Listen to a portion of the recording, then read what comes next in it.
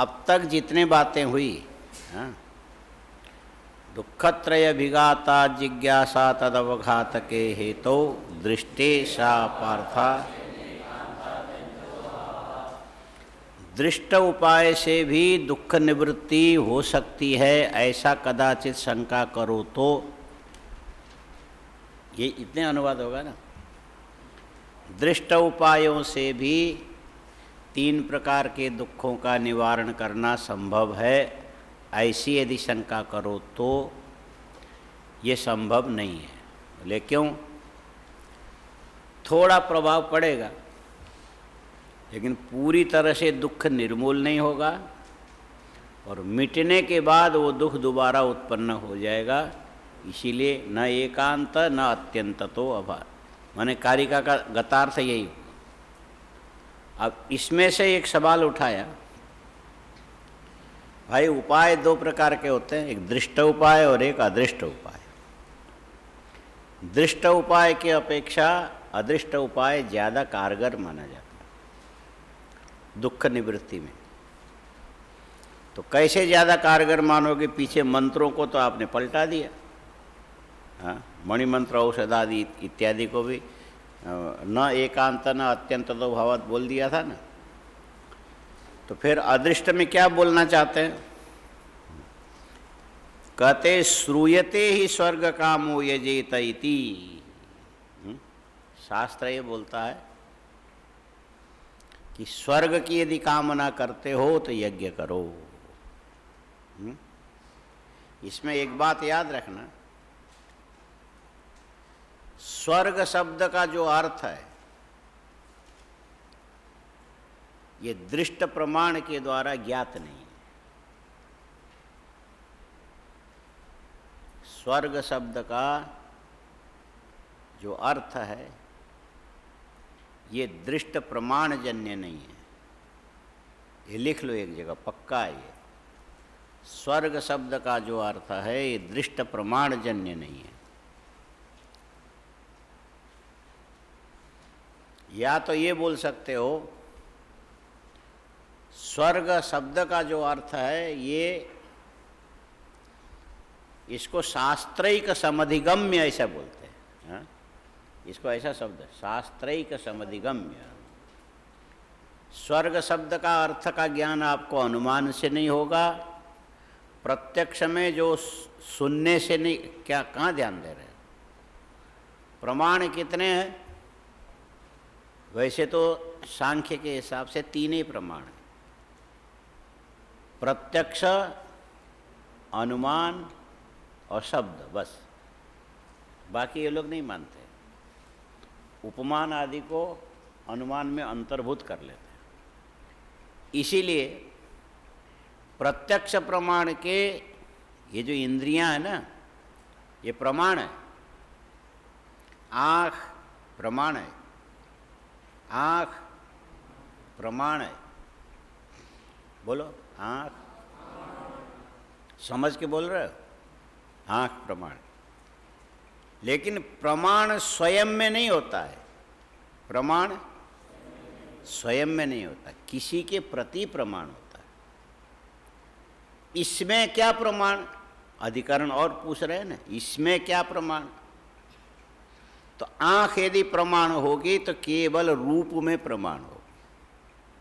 ये फूल में लाल और सफ़ेद रूप है, इसमें प्रमाण क्या है? प्रमाण हमारी आँख है जो दिखाई दे रहा है लाल और सफ़ेद, ठीक है। हम बोल रहे हैं, तुम्हें सुनाई पड़ता है, इसमें प्रमाण क्या है? प्रमाण है कि हम अपने कान से आपकी आवाज़ को सुन रहे हैं, ये प्रमाण है। और कोई चीज़ ऐसा हाथ में लगाया सुगंधित अच्छा है, इसमें प्रमाण क्या है? इसीलिए कि नाक से ग्रहण किया जा रहा है ना। और भोजन आज क्या था? हाँ, आज खीर था ना, तो खीर बढ़िया था, हाँ, अच्छा ही होगा और क्या। तो अच्छा था, इसमें प्रमाण क्या है? बोले हमारी जिह्वा प्रमाण है। खीर से मतलब नहीं, प्रमाण क्या है? बोले रात को मच्छरों ने काटा, सोने नहीं दिया, तो प्रमाण क्या? प्रमाण ये कि हमारी त्वग इंद्रियों में सारे फुंसी फुंसी हो गए। त्वक भी प्रमाण है, जिह्वा भी प्रमाण है, घ्राण भी प्रमाण है, आँख भी प्रमाण है, श्रोत्र भी प्रमाण। ठीक है। अच्छा, इन प्रमाणों में से किसी से भी स्वर्ग का ज्ञान नहीं हो सकता है। स्वर्ग का ज्ञान नहीं हो सकता है। क्यों नहीं हो सकता? इसीलिए कि तुम स्वर्ग को अपने आँख से यहाँ से देख नहीं सकते हो। तुम स्वर्ग को अपने आँख से यहाँ से देख नहीं सकते।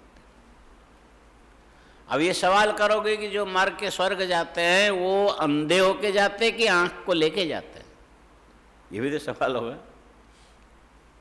ऐसा नहीं हो सकता है। जो मरने के बाद, नहीं तो सारे यज्ञ याग आदि कर्म निष्फल कहलाएंगे। तो स्वर्ग जाएंगे तो आँख लेके जाएंगे, तो फिर वो आँख से वहाँ तो सारे इंद्रियां प्रमाण हो जाएगी ना स्वर्ग जाने के बाद। लेकिन वो जब जाओगे तत्काल के लिए प्रमाण हो। यहाँ से तुम स्वर्ग को नहीं जान सकते हो। और लौट करके आने के बाद, शरीर बदलने के बाद, पहले शरीर से देखे गए जो वस्तु विज्ञान है उसमें ये इंद्रियां प्रमाण नहीं मानी जाती। नहीं समझ में आया? स्वर्ग में तुमको दूसरा शरीर मिलेगा। हाँ, जब मरोगे ना, ये भी ठीक है, हाँ? खराब लगने पर भी सच्चाई तो है। जब मरोगे ना किसी दिन, आया समझ में? मरना खराब होता है लेकिन शब्द प्रयोग तो करना ही पड़ता है तरीके से मिला जुला के। हाँ, रघुवंश आपने पढ़ाया था? हाँ, पढ़ाया? उसमें एक शब्द का प्रयोग है, कालिदास ने इसका बहुत ध्यान रखा है।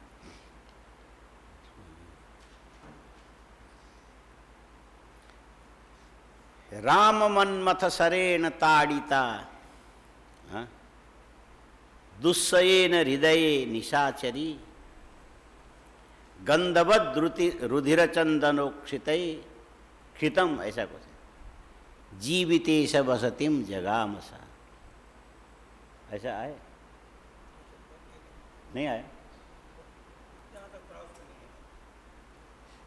ये जो राम ने ताड़का का वध किया, ये दूसरे सर्ग में नहीं है, तीसरे में 13-14 तक चला गया। राम का वहीं पर है, यहाँ नहीं है। 6-7 तक तो इंद्रमती और अधिकाई है। अच्छा अच्छा, उसके आगे ठीक ठीक। चलो, अब कभी पुस्तक खुले तो फिर हाँ, नीचे का नहीं है। 14 में। चलो ठीक है। कोई समय था हम लोग रघुवंश पढ़ाते थे। कोई पुराना, आपको भी बनारस का याद होगा, रघुवंश हम लोग पढ़ाया करते थे, तो उसमें पता लगता था क्या क्या लिखा है। हाँ, ये एक में अजबिलाप तक पढ़ा है आपने? अजबिलाप, और हर एक प्रसंग के अनुसार उसने छंद बदला है। बिलाप में अलग छंद है, और ये जो मृत्यु के प्रकरण में भी ये छंद लगभग मिला के रखा है। राम मन्मथ सरेण ताड़िता, दुस्सयेन हृदये निशाचरी, गंधवद रुधिर चंदनोक्षिता, जीवितेश वसतिम जगामसा। मतलब क्या है कि ताड़का ने राम जी को देखा। समझ में आया? ताड़का ने राम जी को देखा। राम को चाहे ताड़का देखे, चाहे सीता देखे, चाहे कौशल्या देखे, चाहे दशरथ देखे, चाहे कोई और भक्त देखे, माने रावण ने भी राम का दर्शन किया था, मुग्ध हो गया, हाथ जोड़ के कहा थोड़ा हमको वरदान कुछ दे दो रामेश्वर स्थापना करने के बाद। बोले रावण को ही बुला के स्थापना करा। और बड़ी गजब की बात है, ये तुलसीदास में कहीं आपको मिलेगा नहीं, हाँ, केवल कंब रामायण में मिलेगा। रावण सीता को लेकर के आया रामेश्वर में प्रतिष्ठा कराने के लिए, क्योंकि देव प्रतिष्ठा जब तक पत्नी पास में नहीं बैठेगी तब तक वो अधूरा होगा। और मैं आचार्य बन के जाऊँगा तो यजमान में कोई सामग्री की कमी होगी तो आचार्य का कर्तव्य है कि उसको पूरा करना। तो सीता को लेके जाके प्रतिष्ठा करा के उसके बाद फिर सीता को लेके फिर आए। लड़ाई होगी तो फिर होगी। हाँ, ये गजब शास्त्र में विचित्र विचित्र बात है। और उसके बाद बोले चलो ठीक है, दुश्मनी हमारी ये सत्ययुग की त्रेता युग की बात है। दुश्मनी की पोटली अलग रख करके आदमी आदमी से बात करे, और आजकल संभव है? हाँ, आजकल संभव नहीं है, बड़ा मुश्किल काम है। यहाँ तो थूकने से फल खराब हो जाता है तो अब कैसे आदमी उसको अंदर से, मुसलमान के नाम लेते ही हम लोगों को भोजन अच्छा नहीं लगेगा, और वहाँ पर रावण और सीता को लेके आके राम के पास बैठा के रामेश्वर की प्रतिष्ठा करा के और हनुमान जी को भेज दिया था, जाओ तुम मूर्ति लेकर के आओ काशी से। तो काशी से लेके आए, तब तक तो वो जब तक आएगा तब तक मुहूर्त बिगड़ जाएगा, तब तक ये होगा नहीं। तो वहीं बालूका से बनाया। हनुमान जी नाराज हो गए तो बोले अच्छा चलो इन आचार्य को जाने दो, उसके बाद तुम्हारी मूर्ति की हम व्यवस्था करते हैं। तो रावण तो गया, जाने से पहले दक्षिणा, तो हमें दक्षिणा नहीं चाहिए, मेरे लंका में बहुत है माल, कोई बात नहीं, हम ब्राह्मण हैं, आपके कर्म कराने के लिए आए, कर्म अधूरा नहीं रहना चाहिए। योग्य ब्राह्मण किसी के भी घर में कहीं भी जाके कर्म सिद्धि के लिए कर्म करता है, सभी दक्षिणा के लिए नहीं करता है। लेकिन दिए बिना आपका भी कर्म सफल नहीं होगा, इसीलिए दक्षिणा यही देना। आप देखने में बड़े कोमल शरीर वाले हो, आपका मेरा युद्ध होगा, और ऐसे कोमल शरीर में मैं बाण प्रहार करूं, मेरे मन में दया आ जाएगी, अच्छा नहीं लगेगा। उस समय वज्रकल्प शरीर लेके आना, मुझे भी जोश आ जाए कि हाँ कोई भी सामने आया है। हाँ, तो भगवान राम ने कहा तुम्हारी इच्छा पूरी होगी, तुम जैसा चाहते हो वैसे ही होगा। वहाँ रणभूमि के अंदर जैसा मैं सुंदर दिखता हूँ अभी, ऐसा नहीं दिखूंगा, वहाँ वीर रस में दिखूंगा। तो चाहे कुंभकर्ण हो, चाहे रावण हो, चाहे विभीषण हो, चाहे राक्षस हो, चाहे राक्षसी हो, चाहे शूर्पणखा हो, चाहे ताड़का हो, राम के प्रथम दर्शन जिसको भी होगा वो इस रूप में ही देखेगा, देखने वाला। हाँ, आँख तो रूप पक्षपाती होता है ना, तो राम को मन मथ माने कामदेव के रूप में देखा। हाँ, राम को ताड़का ने किस रूप में देखा? कामदेव के रूप। और विश्वामित्र ने कहा कि बाण मार, स्त्री है, मेरी आज्ञा है। हाँ? आज्ञा गुरुणाम अविचारणीयम, मेरी आज्ञा है तो चाहे कुछ भी हो तुम्हार। और राम को मनमथ के रूप में देखा, तो राम ने जो बाण मारा तो मनमथ सर। हाँ? राम मनमथ सरेण ताड़िता, और हृदय में निशान लगा के मारा। हाँ? राम मनमथ सरेण ताड़ित, एक श्लोक है, लिख लो, कभी पढ़ने में आता है, बाद में तो कौन पढ़ता है। हाँ? अरे वैसे तो कोई पढ़ने वाला नहीं है, मौका आया तो ठीक, मौके पर चौका बोलते हैं ना। हाँ? राम मनमथ सरेण ताड़िता दुस्सहेन हृदये निशाचरी। कितना लिखा? राम, लिखते जाओ बोलते जाओ, राम मन मथ सरेण ताड़िता। हाँ, सर में कौन सा होता है? हाँ, तालव्य सा होता है ना। राम मन मथ सरेण ताड़िता लिख दिया। दुस्सहेन हृदये निशाचरी, दुस्सहेन हृदये निशाचरी, हृदय में जो बाण लगा तो उसमें दोनों ही अर्थ है। यदि मनमथ को देखा, उसका बाण वो भी हृदय में दुस्सह लगता है, है? और राम ने बाण छोड़ा, वो भी उसके लिए दुस्सह हो गया। गंधवद रुधिर, और ये जो है ना ताड़का नरभक्षिणी थी, नरभक्षिणी। हाँ, वो तो भगवान राम ने पहले उसको भेज दिया ऊपर। यदि होती तो बिहार से यहाँ एक ही कदम में आती थी, एक कदम में, इसलिए उसका नाम ताड़का पड़ा था। हाँ? ताड़ के पेड़ से भी ऊंची थी, एकदम लंबी, और इच्छा के हिसाब से चलती थी। और यदि उसको दिखाई पड़े कि ब्राह्मण के बालक हैं, आजकल जोर जबरदस्ती उठाने से 4 बजे उठ जाते हैं, नहा लेते हैं, उसके बाद मंदिर में घंटी बजाने आते हैं और ये अभिषेक में बैठते हैं, और बाद में फिर थोड़ा बहुत और तो क्या करते हैं, फिर इस समय पढ़। यदि ये ज़्यादा 22 से ऊपर नहीं होगा ना, कोई 22 के आसपास, और ऐसे बच्चे यहाँ पर इतने इकट्ठे मिलेंगे, ताड़का को पता लगे यदि जिंदी होती तो वो सुबह नाश्ते के समय में यहीं आ जाती है। हाँ? सबको एक साथ खा जाता है। माने ऐसे ऐसे बच्चों को वो बगैर चबाए, जैसे मूढ़ी खाते हैं ना, मूढ़ी, हाँ? मूढ़ी नहीं होता, मुरमुरा, मुरमुरा लेकर के चबाने की जरूरत नहीं पड़ती, ऊपर से चाय पियो। वैसे दस्त की दवाई भी है ये मूढ़ी, माने बगैर चबाए चाय के साथ, या तो चाय में डालो, बगैर चबाए ऐसे पी जाओ, वो पेट को बांध देगा। तो जब ताड़का यदि जिंदी होती तो तुम लोगों को मूढ़ी मान करके ऐसे सीधे खा जाती, कपड़े के सहित उतारेगी नहीं, जैसे बैठे हो वैसे ही सीधे। और अंदर जाके थोड़ी देर घूमोगे फिरोगे। हाँ? ये तिब्बती लोग कैलाश मानसरोवर जाते हैं, तो मानसरोवर में एक छोटी सी नदी वो कैलाश से ऊपर से बह के आती है, और सरोवर से जो मछलियां हैं ना, ऊपर नदी के उल्टी धारा में जाती है। कितनी मछलियां, जिसको देख के कोई कल्पना नहीं कर सकता। तुम जहां हाथ डालोगे वो मछली पकड़ में, माने आप ऐसे पकड़ सकते हो किसी को भी।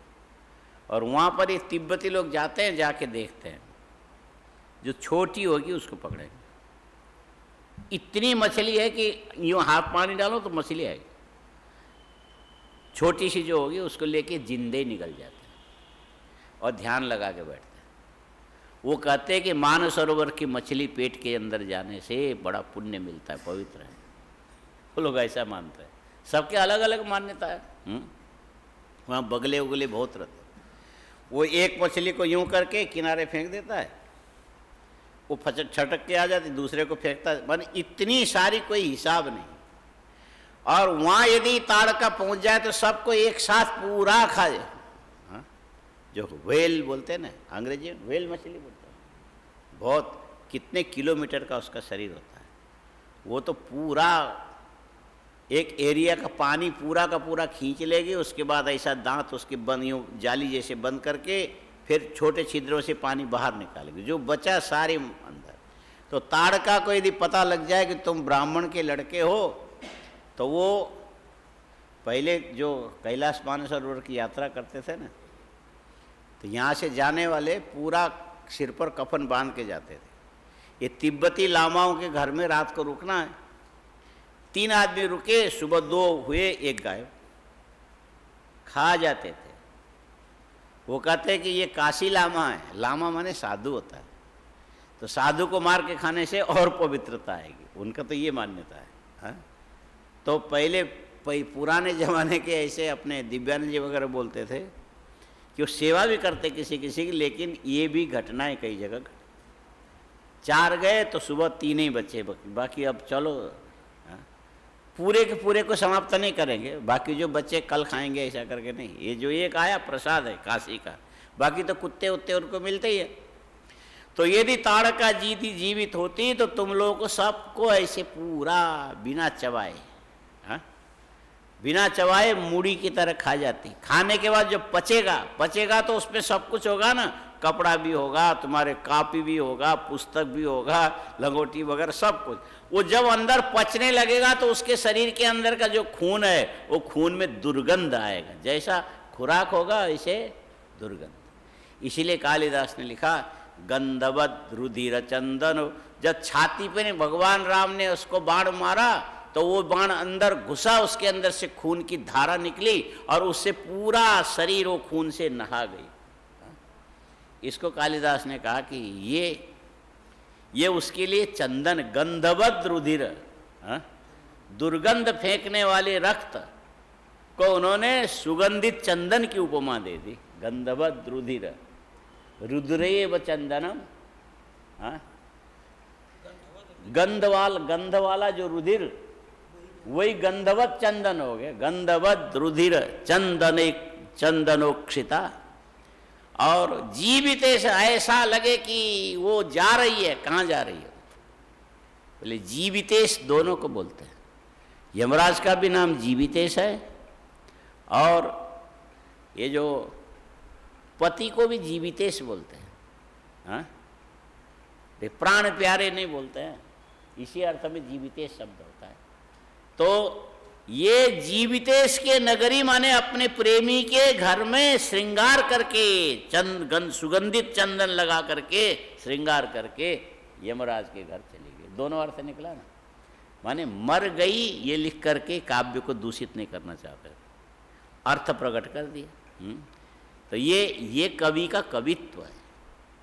वाल्मीकि में ऐसी छटा नहीं मिलेगी, लेकिन वाल्मीकि का ढंग अलग है। वाल्मीकि ने जितना वर्णन किया उतना तो शायद कई युगों तक कभी मिलकर के भी नहीं कर पाएंगे, लेकिन ये जो विशेष चमत्कार है ना, ये कालिदास के अपने भी है। लिख लिया, पूरा लिखा। गंधवत रुधिर चंदनोक्षिता लिखा है। जीवितेश बसतिम नगरीम इत्यर्थ। जीवितेश यमराज की नगरी, तो दूसरे अर्थ में ये होगा कि जीवितेश माने अपने प्रिय के नगरी में चंदन उंदन लगा के श्रृंगार उंगार करके मिलने के लिए गई। हाँ, माने अर्थ निकालेंगे तो ये निकलेगा कि मर गई, लेकिन मर गई को भी कितने सुंदर भाषा में प्रयोग किया उसने। राम मन्मथ सरेण ताड़िता दुस्सहेन हृदये निशाचरी लिखा पूरा। गंधवद्रुधिर चंदनोक्षिता जीवितेश बसतिम जगामसा। श्लोक पूरा लिख लिया। अर्थ भी लिखना पड़ेगा, अर्थ हो जाएगा। राम रूपी कामदेव के द्वारा तीर से मारी गई, राम रूपी कामदेव के तीर से मार खाई हुई जो ताड़का थी, और गंध मारने वाले खून के चंदन बना के अपने शरीर में लगा के जीवितेश माने अपने प्रिय से मिलने के लिए उनकी नगरी बसतीम नगरीम जगामसा।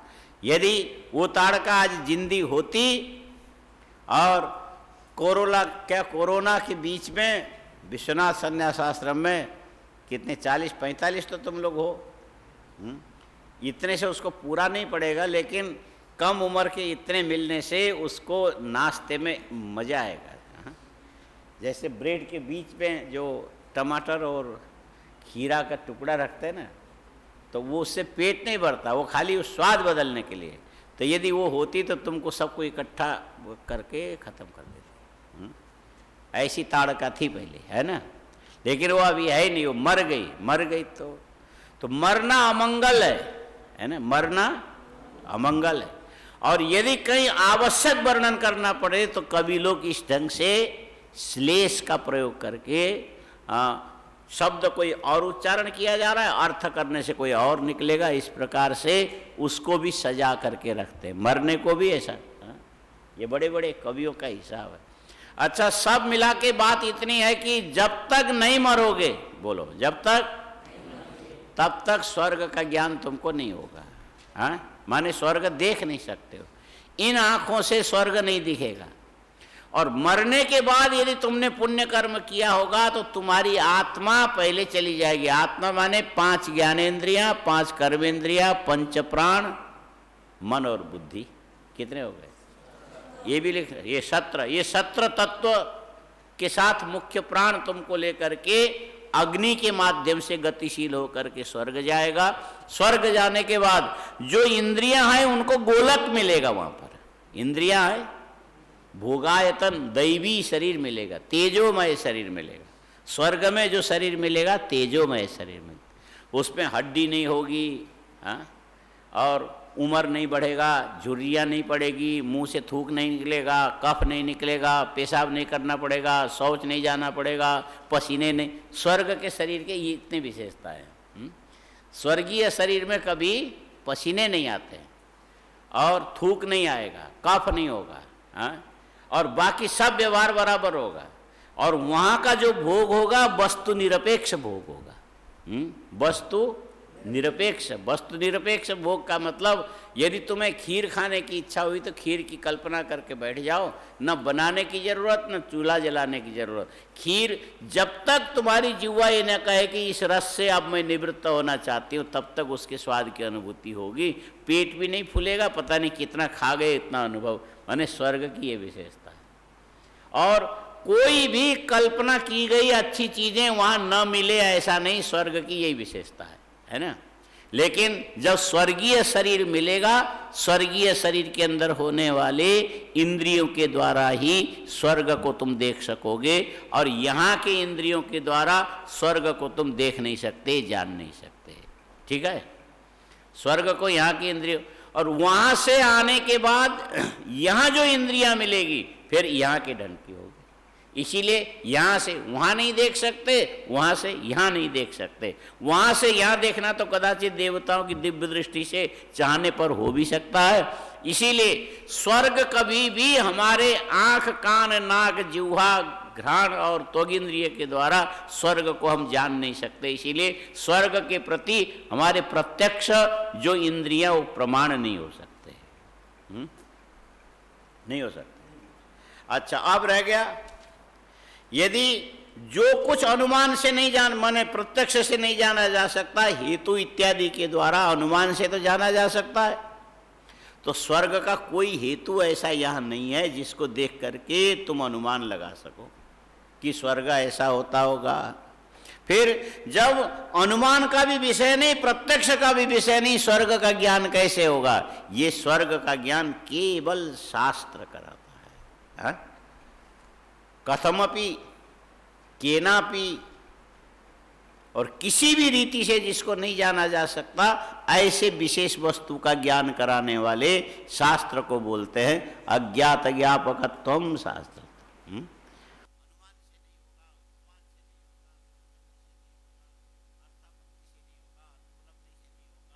और ये केवल श्रुति प्रमाण से ही गम्य है।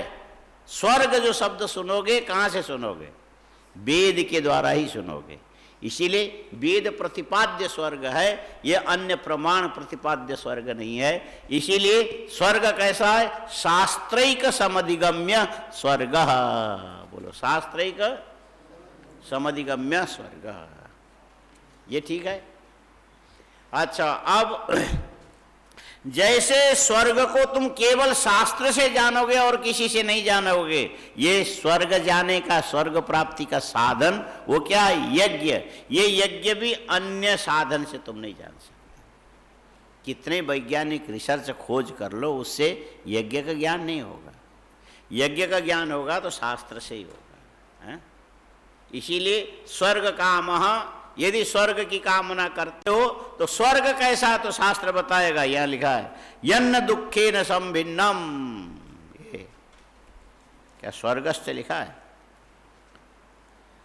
हाँ, स्यादेतत्, ये पहले लिखा था कि लिखना? हाँ, नहीं लिखा, लिखो स्यादेतत् मा भूदृष्ट उपायो। महाभूत माने दृष्ट उपाय, त्रिविध दुख निवारण में भले कारण न हो, स्यादेतत् महाभूत दृष्ट उपायो दुख निवारणे, दुख हाँ क्या है? दो शब्द है ना वहाँ, दुखत्रय, अभिघात और अपघात, दो शब्द है। हाँ, दुख अभिघात दुख देता, कष्ट प्रतिकूल वेदना के साथ आता है, और उसका अपघात करने वाला दृष्ट उपाय नहीं हो सकता। तो कम से कम अदृष्ट उपाय तो होगा। स्यादेतत् माभूत दृष्ट उपाय, स्यादेतत् माभूत दृष्ट उपाय, उस पे ओकार कर देना, उपायो। वैदिकस्तु ज्योतिष्टोमादि संवत्सर पर्यंत। ज्योतिष्टोम नाम का जो यज्ञ है 1 साल पूरा किया जाता है, पूरे 1 वर्ष का है ज्योतिष्टोम। ज्योतिष्टोमेन स्वर्ग कामो यजेत। हाँ बोले ये, हाँ उपाय दुख निवारण। ज्योतिष्टोमादि संवत्सर पर्यंत कर्मकलाप स्थापत्रयमेकांत अत्यंतम चापनेष्यति। माने 1 वर्ष तक, ये लिख लिया, ज्योतिष्टोमादि ही संवत्सर पर्यंत कर्मकलाप तापत्रयम एकांतम अत्यंतम चापनेष्यति। तापत्रय माने आदिदैविकम, आदि भौतिकम, आध्यात्मिकम, दुखमेव तापम तापत्रयम इति। 1 साल तक चलने वाला ज्योतिष्टोम आदि जो यज्ञ है, ये तुम्हारे 3 प्रकार के दुख की निवृत्ति कर सकता हो, तो फिर तुमको ये सांख्य शास्त्र के पचड़े में पढ़ने की क्या जरूरत है? थोड़े से 1 लाइन में इतनी चीजें रख दी इन्होंने। लिख लिया, पूरा हो गया। स्यादेतत् माभुदृष्ट उपायो वैदिकस्तु ज्योतिष्टोमादि संवत्सर पर्यंतः कर्मकलापस्तापत्रयम् एकांतम अत्यंतम चापनेष्यति। एकांतम माने पूरी तरह से, अत्यंतम माने दोबारा उत्पन्न न हो। इस ढंग से तापत्रय निवारक यज्ञ यागादि कर्म तो हो सकता है। ज्योतिष्टोम तो साल भर चलने वाला कर्म है। फिर सांख्य शास्त्र के पचड़े में न पड़ के हम वही ज्योतिष्टोम आदि यज्ञ क्यों न करें? अच्छा, अब उसके समर्थन में कहते श्रूयते ही स्वर्ग कामो यजेत। ये तुमने कहाँ से जाना? बोले शास्त्र में सुना जाता है, स्वर्ग कामो यजेत। यदि स्वर्ग की कामना करते हो तो यज्ञ करो। अरे पहले स्वर्ग को समझेंगे तब ना उसकी कामना करेंगे। अज्ञात वस्तु की कामना नहीं होती है। हाँ, ये भी लिखो कि अज्ञात वस्तु की कामना नहीं होती, अज्ञात की कामना होती है। हाँ, इसको भी लिखना ही पड़ेगा, लिख लो। अज्ञात वस्तु की कामना नहीं होती, ज्ञात की कामना हो। तो स्वर्ग अज्ञात है तो कामना कहाँ से होगी? इसलिए श्रूयते लिख दिया। हाँ, शास्त्र के द्वारा सुना जाता है, सुनने से ज्ञान होता है। हाँ, कोई शास्त्र को सुनने से शास्त्र के जो अर्थ का जो ज्ञान है वो हो जाएगा, लेकिन तुम सीधे आंख से देख के और कुछ सुन करके स्वर्ग का ज्ञान नहीं कर सकते हो। शास्त्र अध्ययन किए बिना स्वर्ग का ज्ञान तुमको नहीं हो सकता। जब शास्त्र किसी के द्वारा सुनोगे उसके द्वारा स्वर्ग का बोध हो जाएगा, लेकिन ये बोध परोक्ष बोध होगा। ये बोध कैसा होगा? ज्ञान कितने प्रकार के होते हैं? ज्ञान कितने प्रकार के होते हैं? हाँ, लिखो। एक नंबर 1 किसी और ज्ञान 1 नंबर में एक लिखो। नंबर 1 ज्ञान है प्रत्यक्ष। उसके नीचे दूसरा 2 नंबर लिखो। प्रत्यक्ष के बाद लिखना परोक्ष, और 3 नंबर के बाद लिखना अपरोक्ष। ये ज्ञान की 3 विधा है। प्रत्यक्ष, नंबर 1 प्रत्यक्ष, नंबर 2 परोक्ष, नंबर 3 अपरोक्ष। समझ में आ रहा है? खाली सिर हिला रहा है आया नहीं ऐसे सिर। अच्छा बताओ, प्रत्यक्ष माने क्या? हाँ, प्रत्यक्ष माने क्या? हाँ, सामने दिखे। शब्द से अर्थ निकालो। हाँ, चाबी से ताला खोला जाता है, तोड़ने वालों को तो डाकू बोलते हैं। हाँ, नहीं, शब्द से जो अर्थ निकाले वो पंडित है, और खाली ऐसे वो अंदाजे मारे वो डाकू है। ताला जो है चाबी से जो खुलता है वही बुद्धिमान कहलाता है। जो शब्द तुम सुन रहे हो उसी में अर्थ छिपा हुआ है। प्रति, अक्षम, तस्मात् जायते इति प्रत्यक्षम। माने अक्ष माने इंद्रियां। प्रति शब्द इसीलिए लगा है कि ये इंद्रियां केवल अपना काम करेगी, दूसरों की नहीं करेगी। इंद्रियां क्या करती है? अपना काम करेगी। जैसे तुम लोग मोबाइल घुमाओगे, रखोगे ब्राह्मण होकर के, ये तुम्हारा गड़बड़ है। और इंद्रियां कभी अपना काम छोड़ करके दूसरे का काम नहीं करेंगी। हाँ? तुमको मौका मिले तो ताश खेलने बैठ जाओ, और कहीं मिले तो पता नहीं क्या क्या करोगे आगे, राम जाने। लेकिन ये इंद्रियां अपने व्रत में रहती है। आंख का एक ही काम है, यदि करेगी तो रूप दर्शन ही कराएगी और दूसरा काम नहीं कराएगी। हाँ? आंख की ड्यूटी है केवल रूपक ज्ञान कराने में, आंख का प्रयोजन है, आंख के अर्थ बतता है। अर्थ माने प्रयोजन। आंख का प्रयोजन मात्र रूप ज्ञान में है। किसमें? और कान का प्रयोजन मात्र शब्द ज्ञान कराने में है। जिह्वा मात्र रस ज्ञान कराएगी, नाक मात्र गंध ज्ञान कराएगी, त्वग इंद्रिय मात्र स्पर्श ज्ञान कराएगी। माने एक इंद्रिय दूसरे इंद्रिय के विषय का ज्ञान कभी भी नहीं कराएगी। बैठा? समझ में आया? यह अपने अपने मर्यादा में स्थित है। इंद्रियां अपने अपने मर्यादा में स्थित है, और हम लोग मर्यादा छोड़े तो हम तो महान है। हम लोग तो महान है ना, महान आत्मा को महात्मा बोलते हैं। अपनी अपनी मर्यादा छोड़ देवे उसको क्या बोलते हैं? उसको महात्मा नहीं बोलते, वहाँ तो और मर्यादा रखना।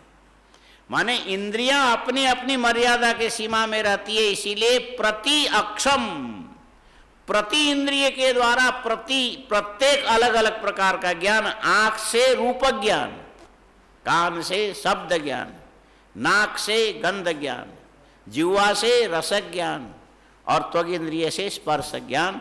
इस प्रकार 5 इंद्रियों के द्वारा 5 प्रकार के जो ज्ञान होते हैं, इसको प्रत्येक इंद्रियों के द्वारा तत्त विषय के ज्ञान होता है, इसीलिए इसका नाम रखा प्रत्यक्षम। समझ में आया? हाँ? प्रत्येक इंद्रियों के द्वारा विषय का जो प्रकाशन होने से बुद्धि में विषय स्फुरित होता है, इसको प्रत्यक्ष।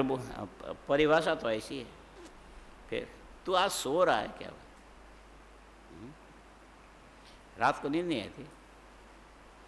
प्रत्येक इंद्रियों के द्वारा अपने अपने विषयों को सन्निकर्ष के द्वारा बुद्धि में वस्तु स्फुरणात्मक जो ज्ञान होता है, नंबर 1 प्रत्यक्ष के आगे ये लिखना। हाँ? प्रत्येक इंद्रियों के द्वारा प्रतिनियत शब्द लिखा जाता है। उसे प्रतिनियत स्व विषय का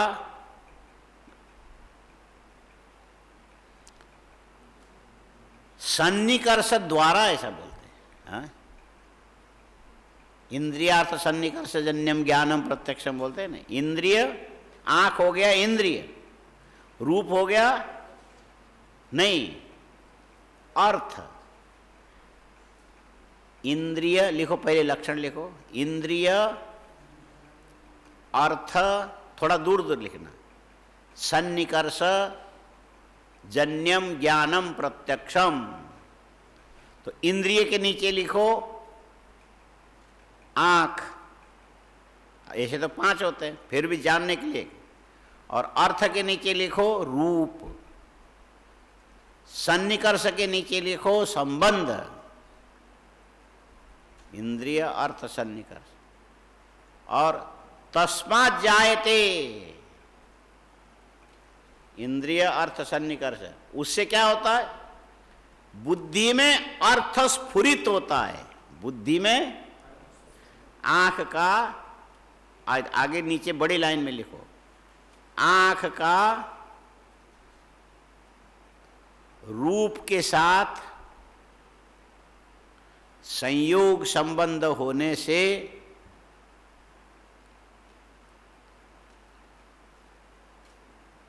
जो रूप बुद्धि में ज्ञान रूप में स्फुरित होता है, बुद्धि में ज्ञान रूप में से स्फुरित होता है, इसको रूप प्रत्यक्ष बोलते हैं। इसको क्या बोलते हैं? रूप प्रत्यक्ष बोलते हैं। लिख लिया? क्या लिखा बोलो?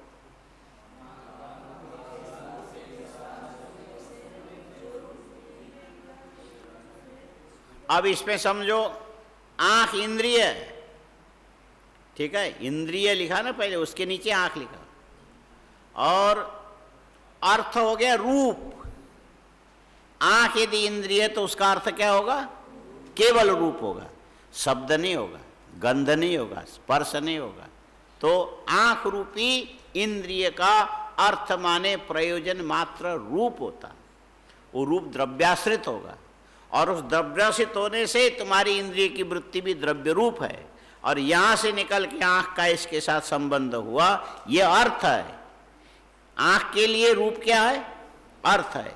और इंद्रिय और अर्थ सन्निकर्ष माने बीच का जो संबंध, उससे क्या होता है? ये संबंध होते ही ये जो वस्तु बाहर दिखाई पड़ता है ये तुम्हारी बुद्धि में स्फुरित होगा। लाल और सफेद दो प्रकार के फूल सामने पड़ा है, और बाद में आंख बंद करके भी तुमको याद आएगा। इसका मतलब आंख बंद करके कहाँ देख रहे हो? बुद्धि में देख रहे हो। और ये पहले बाहर देखोगे, बाद में अंदर देखोगे, कि पहले ही दिखाई देगा? पहले यदि ज्ञान नहीं हुआ होगा तो तुम कल्पना भी नहीं कर सकते। इसीलिए पहले ज्ञान होना चाहिए। इंद्रिय अर्थ सन्निकर्ष से उत्पन्न जो रूप की स्फुरणा बुद्धि के अंदर हुई, इसको बोलते हैं रूप ज्ञान। ऐसे कान हो गया इंद्रिय, शब्द हो गया अर्थ, उसका जो संबंध है, शब्द और अर्थ का संबंध, तज्जन्य जो ज्ञान हो गया शब्द ज्ञान। ये जब शब्द कान से सुनने के बाद ये बुद्धि के अंदर शब्दाकार आकार वृत्ति बनती है, वो है शब्द ज्ञान। ऐसे इंद्रिय हो गया रसना और रस हो गया अर्थ, दोनों के संबंध से तो जो तुम्हें बुद्धि में ज्ञान होता बढ़िया खीर, ये है इंद्रिय अर्थ सन्निकर्ष जन्यम ज्ञानम। और इसी प्रकार से रात को मच्छरों ने काटा, खुजली हुई तीखा तीखा सा, हाँ? वो भी इंजेक्शन लगाता है मच्छर, तो उससे तुमको भान हुआ। किससे हुआ? त्वगिंद्रिय से। ये त्वगिंद्रिय अक्ष है, और अर्थ क्या है? मच्छर ने जो काटा, स्पर्श, स्पर्श ये अर्थ है। और दोनों के संबंध से होने वाला जो बुद्धिस्ट ज्ञान है, वो ज्ञान क्या है? वो ज्ञान है स्पर्श ज्ञान। खाली मच्छर का ही नहीं, और भी हो सकता है, हाँ? और भी हो सकता है, हाँ? ये गुरुजी लगभग महीने भर परेशान थे। ये क्या नाम, कारपेट में बैठ के, वो भी रिपेयर किया हुआ हड्डी, हाँ? बोले कपड़ा और मुख, कपड़ा और मुख फट गया, उसके बाद दोबारा रिपेयर किया। वो चाहे कितनी कीमती क्यों ना हो, उसका इतना अच्छा वो नहीं होता। और चेहरा कितने बढ़िया क्यों ना हो, रोता हुआ चेहरा भी अच्छा नहीं होता, हाँ? रिपेयर किया हुआ कपड़ा और रोया हुआ चेहरा कितने सुंदर क्यों ना हो, अच्छा नहीं माना जाता। और आपकी हड्डी भी तो रिपेयर किया हुआ है, टूटी हुई है, बाद में जोड़ा गया, और आके इसमें बैठते समय वो चश्मा की खोलने लगना, है ना? तो ये त्वगिंद्रिय से होने वाला अर्थ निष्पत्ति, अर्थ विज्ञान है। ये अक्ष माने त्वगिंद्रिय, अर्थ क्या हुआ? स्पर्श। और तज्जन्य ज्ञान क्या होगा? स्पर्श ज्ञानम, बुद्धि में स्फुरित होता है। इस प्रकार 5 इंद्रियों के द्वारा 5 प्रकार के अर्थ से अलग अलग संयोग से बुद्धि में तत्त विषय की जो स्फुरणा होती है, इसको बोलते हैं प्रत्यक्ष। समझ में आया? इसीलिए प्रत्यक्ष के 5 भेद होते। चाक्षुष प्रत्यक्ष, रूप का चाक्षुष प्रत्यक्ष, शब्द का श्रावण प्रत्यक्ष, और गंध का घ्राणज प्रत्यक्ष, वहाँ ज लगा देते हैं। और रसना से होने वाले प्रत्यक्ष को रासन प्रत्यक्ष बोलते हैं, रसना से रस। और त्वगिंद्रिय से होने वाले को त्वक, उसमें फिर क्या वृद्धि करेंगे? त्वाच, त्वाच, फिर प्रत्यक्ष प है ना, त्वाच प्रत्यक्ष, त्वक प्रत्यक्ष, त्वाग त्वाच प्रत्यक्ष माने त्वगिंद्रिय के द्वारा हो। इस प्रकार 5 प्रकार के इंद्रियों के द्वारा 5 प्रकार के प्रत्यक्ष ज्ञान होते हैं, इसको प्रत्यक्ष कहते हैं। आया समझ में? अच्छा, अब होता क्या कि स्वर्ग जो है ना प्रत्यक्ष सिद्ध नहीं है, न होने पर भी स्वर्ग जो शब्द है ये तुम्हें सुनने के लिए भी शास्त्र के शरण में जाओगे तब सुनने को मिलेगा, नहीं तो नहीं। भले देश विदेश 150 देश है, 250 300 कितने देश हैं, जितने भी हो, आपको उसको गिन के हमको क्या करना, हमको रोज भंडारे में थोड़ी जाना है। 200 250 जितने भी देश है और कहीं भी जाओगे, चाहे कितने उन्नत किस्म के विज्ञान के रचयिता क्यों ना हो, चाहे अमेरिका जाओ, चाहे जर्मनी जाओ, यही है, चाहे इटली जाओ, हाँ, इटली भी विज्ञान में बढ़ा चढ़ा है। ये जो संसार में जितने भी विशिष्ट प्रकार की मशीनरियां हैं ना, उसका निर्यात केवल इटली करता है, और दूसरे का किसी को उसका नकल किया चीन ने और गड़बड़ सस्ते में बेच दिया, लेकिन जो खरीदने वाले 7 साल के बाद रोते हैं।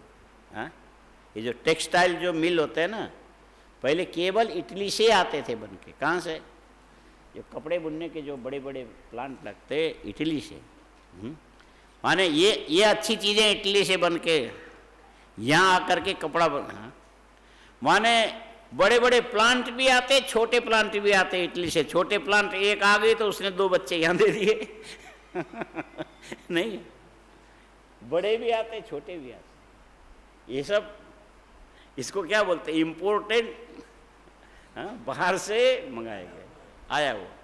लेकिन अभी वहाँ कोहराम मचा हुआ। और इसके बाद जो हैवी ड्यूटी वाले मशीनरियाँ होती है धातु के, इसमें जर्मनी सबसे आगे है। और इसके बाद जो और प्रकार के टेक्नोलॉजी है उसमें फिर रूस भी है, अमेरिका भी है, ब्रिटेन भी है। माने ये बड़े बड़े यात्री वाहक विमान बनाने वाले वही लोग हैं। छोटे छोटे काम, ये मलेरिया की दवाई नहीं बनाएंगे, विमान बनाएंगे। उनकी बुद्धि व्यापारिक है। बोले एक बार एक विमान बना के बेच लेंगे, 50 60 70 विमान बेच देंगे तो ये तो 50 साल तक मलेरिया की दवाई बेच करके जितना पैसा नहीं कमाएंगे उतना हम एक विमान से कमा लेंगे। हाँ, इसको बोलते हैं व्यापारिक बुद्धि। लेकिन इतने बड़े जो वैज्ञानिक माने आधुनिक हाईटेक, आजकल क्या बोलते हाईटेक जिसको बोलते हैं, और कितने बड़े हाईटेक देश के अंदर तुम चले जाओगे उसके बाद भी वहां तुम्हें स्वर्ग शब्द सुनने को नहीं मिलेगा। स्वर्ग शब्द सुनने के लिए तुम्हें वेद में ही जाना पड़ेगा। स्वर्ग कामो यजेत, और कोई उपाय लगाओगे तो भी सुनाई नहीं पड़ेगा। ये शास्त्रजन्य ज्ञान है, ये अन्यत्र उपलब्ध नहीं होगा। स्वर्ग कामो यजेत, सुनोगे कान से ही, लेकिन सब जगह सुनने को नहीं मिलेगा, केवल शास्त्र से सुनने को मिलेगा। इसीलिए श्रूयते ये शब्द रखा, श्रूयते ही स्वर्ग कामो यजेत। गुरु परंपरा से शास्त्र को खोल करके देखने से वहाँ सुनने में आता है कि स्वर्ग की यदि कामना करते हो तो स्वर्ग शब्द का अर्थ भी तुम्हें शास्त्र से मिलेगा। कैसे मिला तो आगे एक श्लोक दे करके बताते हैं। यन्न, ये इसको लिखो, स्वर्ग कामो यजेत इति स्वर्गश्च यन्न दुखेन संभिन्नम। यन्न दुखेन सम, एक नीचे एकदम अलग अलग दे दो, 2 लाइन छोड़ के नीचे लिखो, यन्न दुखेन संभिन्नम न च ग्रस्तम अनंतरम अभिलाषोपनीतम च तत्सुखम स्वपदास्पदम। लिख लिया? यन्न दुखेन संभिन्नम लिख लिया? अब बोलो,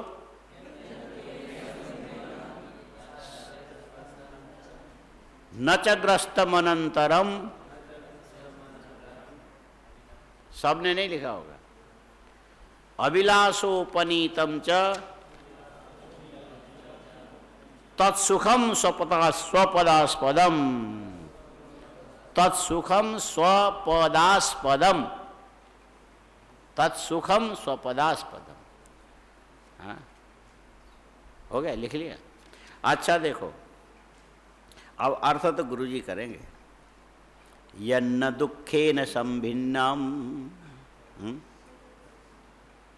हाँ, यन्न दुखेन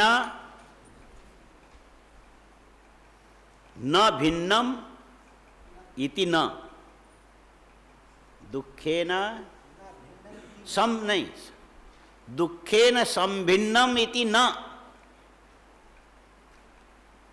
दुखेन संयुक्तमपि भिन्नमपि, दुखेन संयुक्तमपि भिन्नमपि संभिन्नम, ऐसा सुख होता है। हाँ? सुख ऐसा होता है जिसमें दुख से रहित भी नहीं है, हाँ, दुख से रहित भी नहीं है, सुख नहीं है ऐसा भी नहीं, सुख भी है, दुख साथ में भी है। और जो दुख से मिला हुआ न हो, विशुद्ध सुख रूप हो। संसार के सारे सुख दुख मिले हुए हैं। आया समझ में? अब 2 रुपए के नोट छपने बंद हो गए, छप रहे हैं, अब नहीं आ रहे। हाँ, ये अपूर्व पक्ष है, उसके अवतरणिका है। नहीं नहीं, उसमें अभी स्पष्ट नहीं होगा, थोड़ी देर रुकिए। हाँ, अभी बस पहुंची नहीं, धीरे धीरे आएंगे। ये तुमको बताऊं, देखो, दाल का हलवा, मूंग की दाल का हलवा, गूंद, और साथ में वो जो बादाम, तिलगोजा, ये सब पड़ता है उसमें ना, पिस्ता डाल करके बढ़िया बनाया। माप का चाशनी, घंटों लगते बनाने में, जब इतने लोगों को खिलाना होता हाथ दर्द करने लगता। दाल का हलवा सेकने वाला अपने आप ही पहलवान हो जाता है। ऐसा चलाते रहना, पहले भिगाओगे, पीसोगे, उसके बाद घी में सेकने में पहले तो चिपकता हो, सारा पानी सूखने तक हिलाते रहना, कढ़ाई में खुरपी चलाते, बढ़िया बन जाए, फिर खाने में अच्छा लगे। खाने में अच्छा लगने से ब्राह्मण प्राणी लोभी, हाँ? ज़्यादा चेप गया, हाँ? माने ज़्यादा खा गया, क्योंकि खाते समय जीव को अच्छा लगा ना, और खाता गया और खाता गया। अरे इससे तो अच्छा था कि थोड़ा सा मुंह में लेके बनाए रखता पान के समान, लेकिन और खाना करते करते जरूरत से ज़्यादा खा गया। अब जो दाल का हलवा इतना घी गरिष्ठ जल्दी पचता तो है नहीं, अब अंदर जाके पेट, हाँ, इधर पलट रहा है उधर पलट रहा है।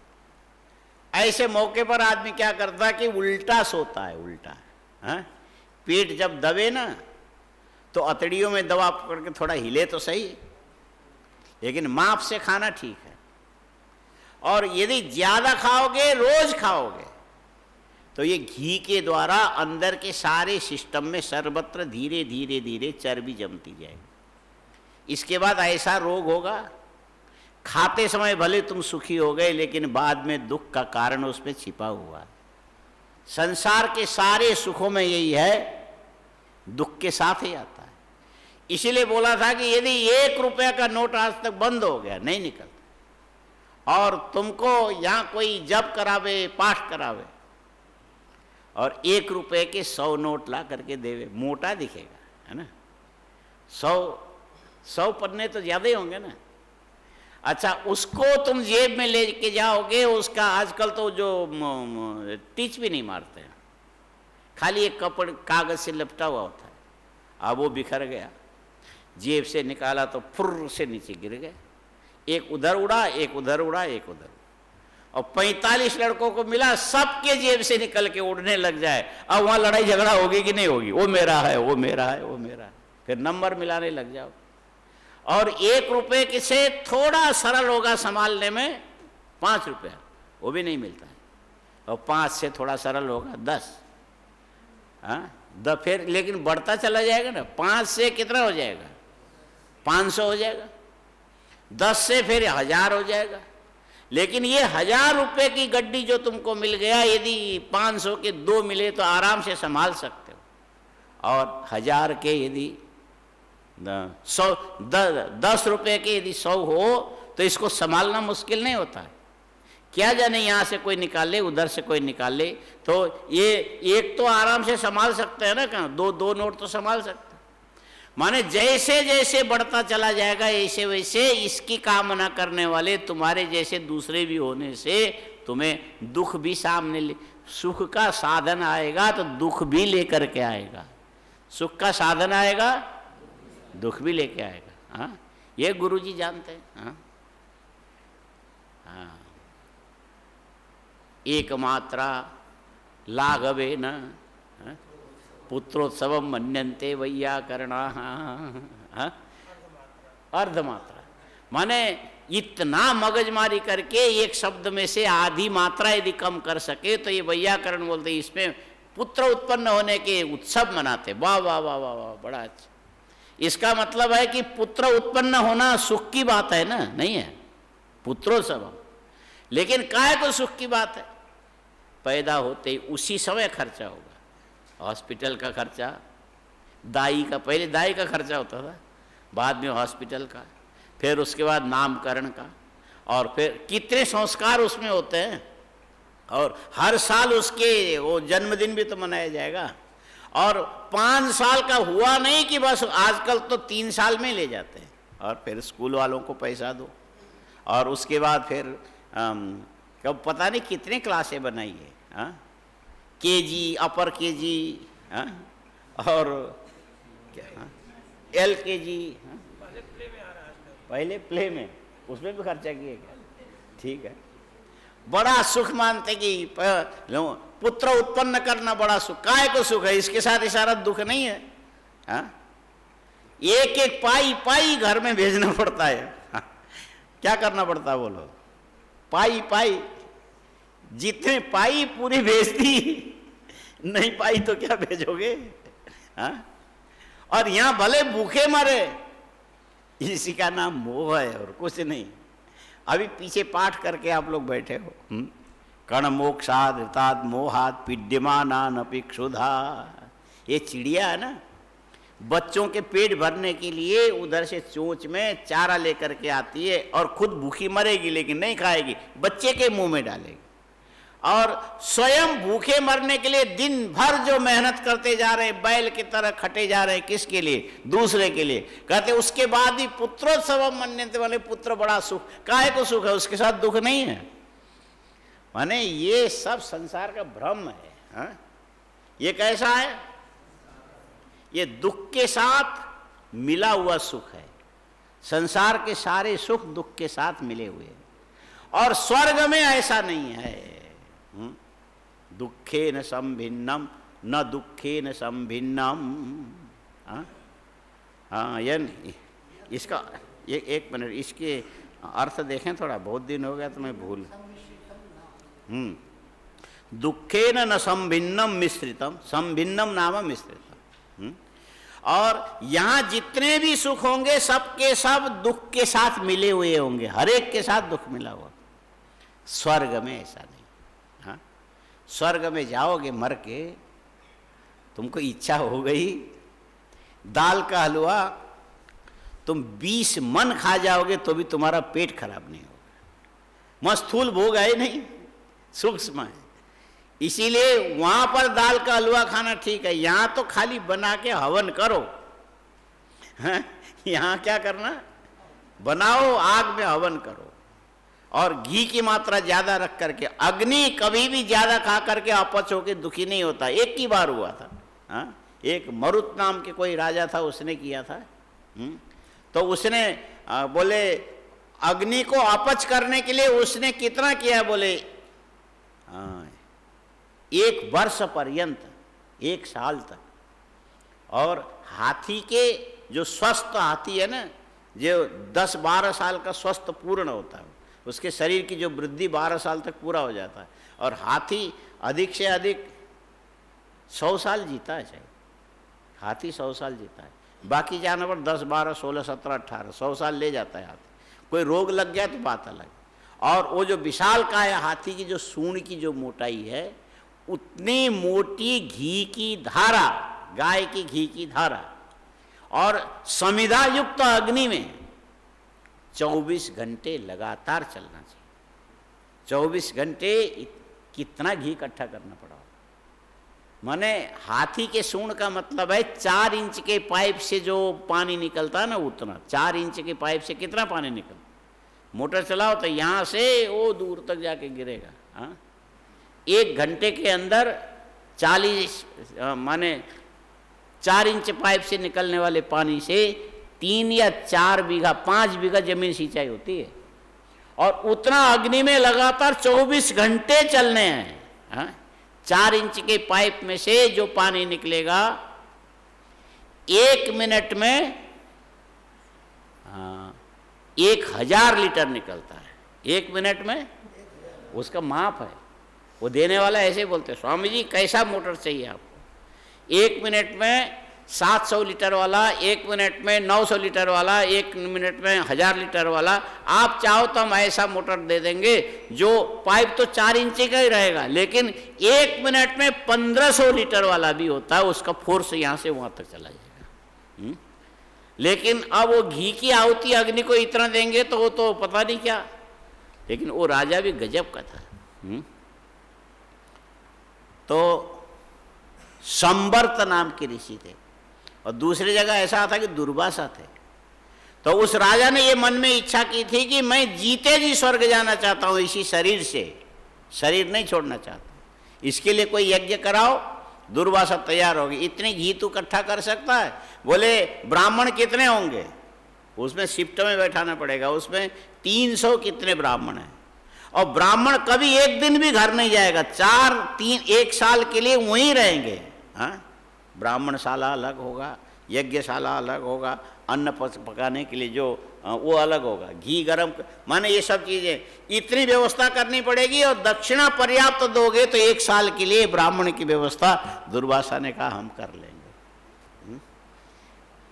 पैसा होने से सब काम होता है। हाँ? पैसा हो तो ऐसा भी होगा वैसा भी होगा। हाँ, ऐसा क्या बोलते, पैसा से सब होता।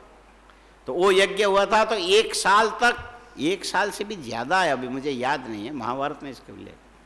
उससे अग्निदेव वो घी मिले तो फिर जलते। हबिषा कृष्ण वर्त में भूय वा विवर्धते, उनके अग्नि में मंदता कभी नहीं आएगी, और बढ़ता जाएगा और बढ़ता है।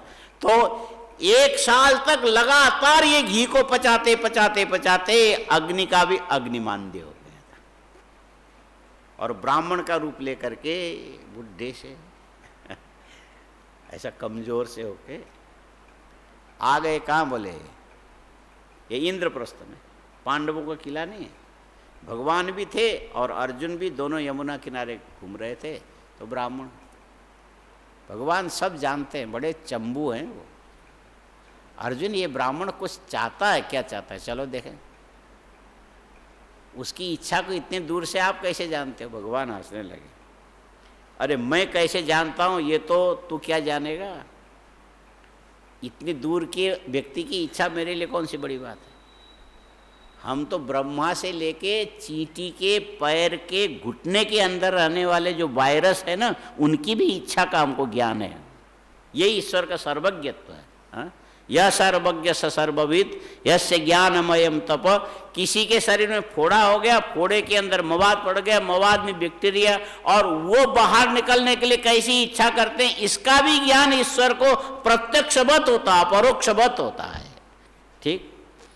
तो अर्जुन भगवान के साथ पहले भी रहा। अर्जुन पहले भी रहा नर नारायण के रूप में, और यहाँ भी है। बोले उसकी इच्छा को कैसे जान गए?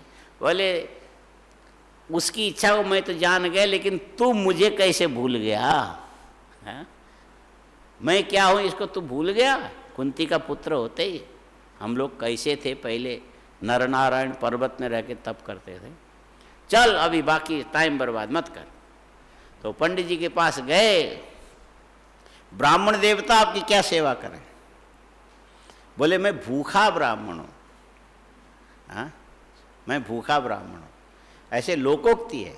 हाँ, इसीलिए 10:30 बजे घंटी बजाने के लिए हम सुबह छुट्टी दे देते हैं। नहीं तो कहते भूखा ब्राह्मण शेर बराबर। भूखा ब्राह्मण शेर बराबर। शेर तो एक ही दिन जान लेगा, ये ब्राह्मण तो रोज ही जान। इसलिए टाइम से इनको खिलाना चाहिए।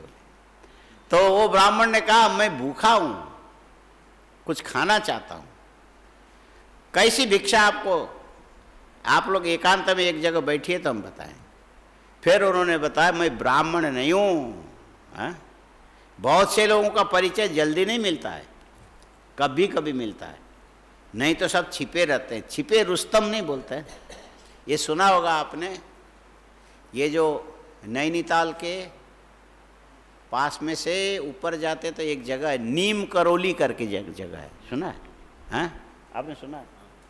और वहाँ एक महात्मा जी रहते थे, वैष्णव महात्मा, उनका भी नाम नीम करोली पड़ गया था।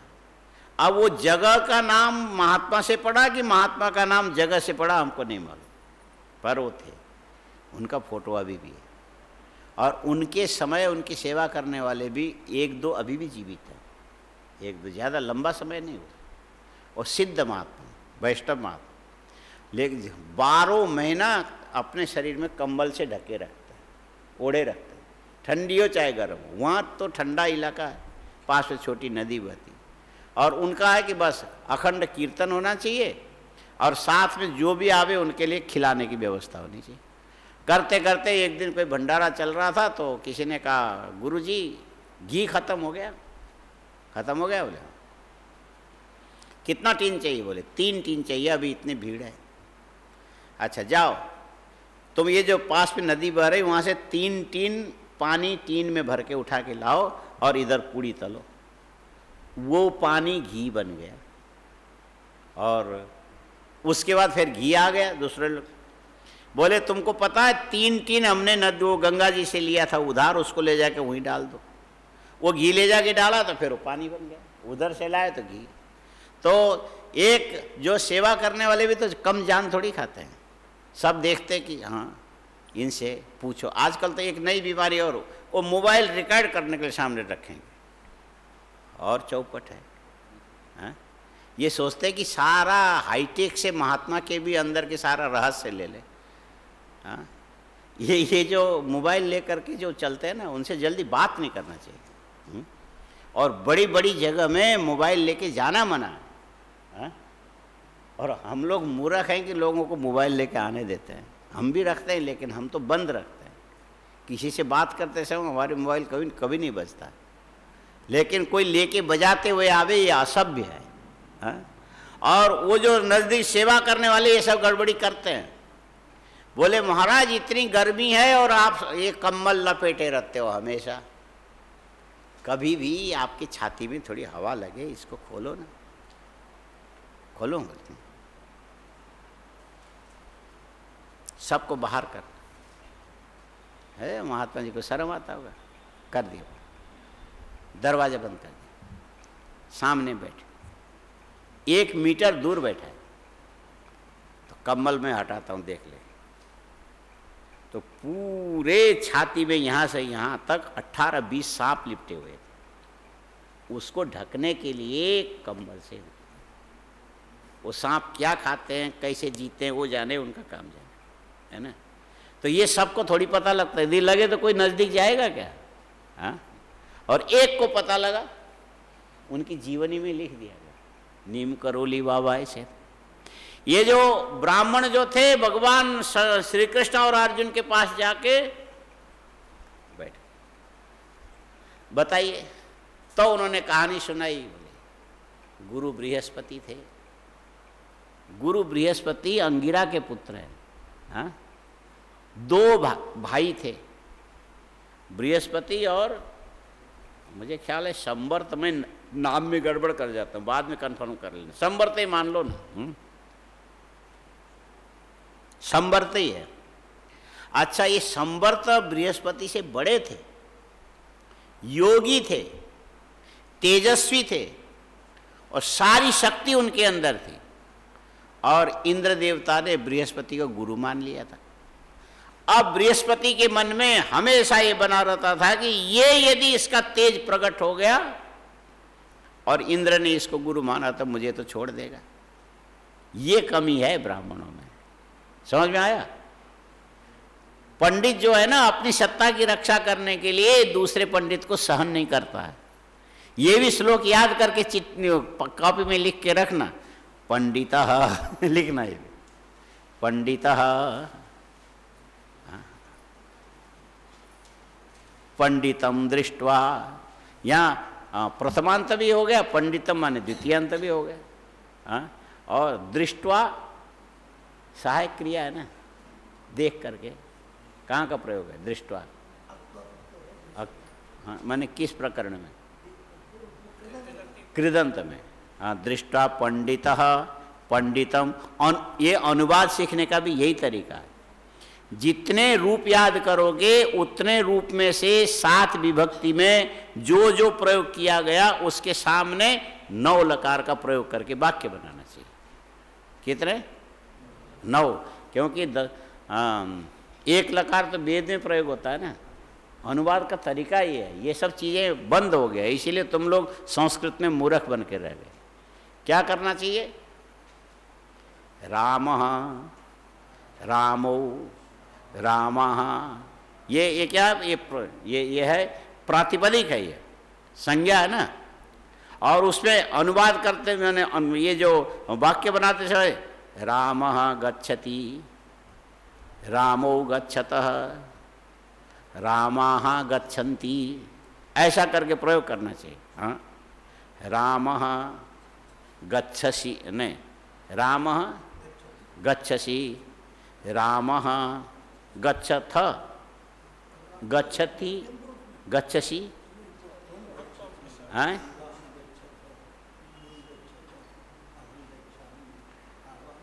नहीं, उत्तम पुरुष में ना।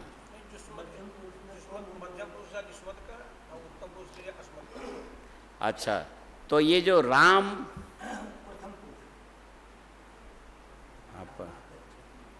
माने कर्ता जो होगा केवल उसका प्रथम पुरुष में प्रयोग होगा। प्रश्नार्थक में तो हो जाएगा ना।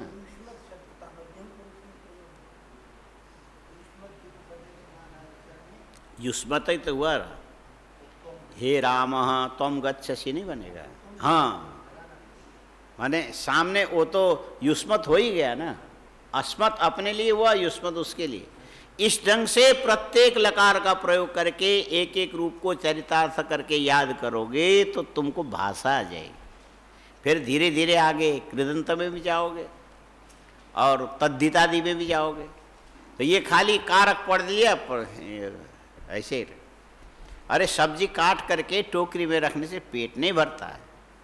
उसको कढ़ाई में छोंक करके, पका करके, नमक डाल के, मसाला के साथ खाना चाहिए, तब जाके काम आएगा। तो खाने का काम ये है कि पहले शब्द रूप, बाद में धातु रूप, और हर एक धातु के हर लकार का प्रयोग शब्द के साथ करो, तो फिर उससे तुमको वाक्य बनाना आ जाएगा। तब फिर विद्वानों के सामने बोल सकते हो। तरीका तो ये है ना। इसके लिए लिखना भी चाहिए। अब बोलो पंडितः, प्रथमांत है, पंडितम, कर्म भी वही हो गया, लेकिन वो पंडितांतर होगा वो। हाँ? एक पंडित ने दूसरे पंडित को देखा, इसीलिए पंडितः पंडितम। दृष्ट्वा माने देख करके। क्या करेगा? बोले आगे शब्द इतना अच्छा नहीं, फिर भी लिखो पंडितः। बोलो, लिखा है तो बोलो पंडितम दृष्ट्वा। आगे लिखो श्वानवत घुरघुरायते। श्वानवत घुरघुरायते लिखा। श्वानो नाम कुक्कुर इत्यर्थ। श्वान माने कुक्कुरा। कूं कूं करोती। जब कुत्ते को ठंडी लगती ना तो बोरी में लिपट के रात को आखिर क्या करे, कहीं रजाई तो ला नहीं सकता, इसलिए कूं कूं कूं, तो फिर उसका नाम इसी पर पड़ गया। हाँ, विपत्ति काले कूं कूं करोती थी कुक्कुरा। हाँ, समझ में आया? और वो जब मस्त होकर के रहेगा तो दूसरे को देख करके मेरे इलाके में तो कैसे आ गया, घूं करेगा मार। हाँ, श्वानवत। और ये खाली यहाँ का रोग नहीं है, स्वर्ग तक ये बीमारी चली गई, कोरोना से भी ज्यादा है। ये तो पृथ्वी में फैला हुआ है। ये जो दूसरे को देख करके सहन न करने की बीमारी स्वर्ग तक चला गया था। बृहस्पति ने देखा मेरा बड़ा भाई ये संवर्त बड़ा तेजस्वी, बड़ा विद्वान, बड़ा ज्ञानवान, ये यदि इंद्र को पता लगा तो इसी को गुरु बना जाएगा और मेरा तो जीविका ही खत्म हो जाएगा। और कई प्रकार के राजनीति करने लगा। कौन? इंद्र। राजनीति होता है ना, हाँ, बाहर कुछ और दिखे, अंदर से कुछ और मारे। राजनीति का मतलब यही होता है, बाहर से दिखे नहीं, ऊपर से माला पहनाए, नीचे से छुरी मारे, उसको क्या बोलते हैं? हाँ, ये इसको राजनीति बोलते हैं। ऊपर से, हाँ, इसको हम लोग पहले जो 77 के समय की जो बात है उस समय कहते हैं इसको राजनारायण स्टाइल बोलते हैं। हाँ, राजनारायण स्टाइल बोलते हैं। होता क्या था कि मोरारजी देसाई प्रधानमंत्री थे और वो राजनारायण चौधरी चरण सिंह का चेला था। और जब वो विदेश में काम के लिए गए तो ये यहाँ हल्ला मचाने लगा कि मोरारजी देसाई को कुछ नहीं आता। जब विदेश से आवे तो एयरपोर्ट में सबसे पहले इत्र लगा के फूल माला पहन।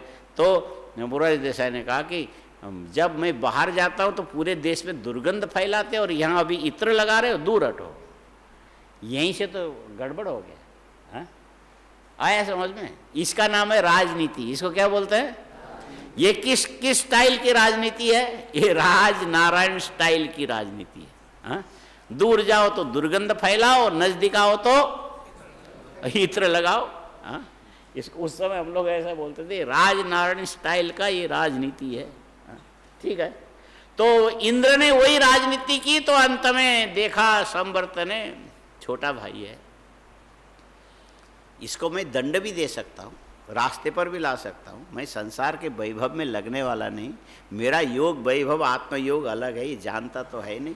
इस मूर्ख को समझाने के लिए हम जाए तो ये ऐसा होगा जैसे कीचड़ में पत्थर मारो छींटे मुंह में पड़े, इससे तो छोड़ देना ही अच्छा है। तो वो आ गए पृथ्वी में, आके जंगल में कहीं पर छिपे रहते थे, इसे पता ही नहीं लगने देते। और मरुत नाम का राजा था, संवर्त मरुत नाम का राजा था, सूर्यवंशी। उसको इच्छा हो गई कि मुझे जीवित स्वर्ग जाना, तो उसने कहा कि मेरा यज्ञ आप ही करा सकते हो। नारद जी ने भेद खोला, है बृहस्पति के भाई और बृहस्पति के दुष्चारित्र माने ये जो राजनीति के चलते स्वर्ग छोड़ करके पृथ्वी में आए, ऐसा व्यक्ति दुनिया में दूसरा कोई नहीं है। हाँ, आया समझ में? तो राजा के बोला तुमको जीवित स्वर्ग पहुंचा देंगे, वो उनके अंदर इतनी क्षमता है।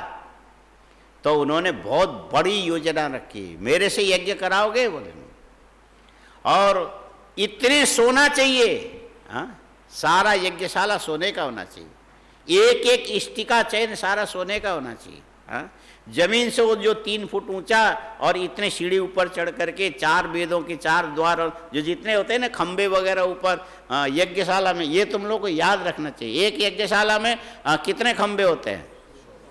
16 खंबे, वो सारे सोने के होने चाहिए। हाँ, 16 खंबे से उसमें द्वार में कुछ 2 खंबे ज़्यादा लगते हैं। हाँ, 4 द्वार में 4 खंबे को ज़्यादा कर लो।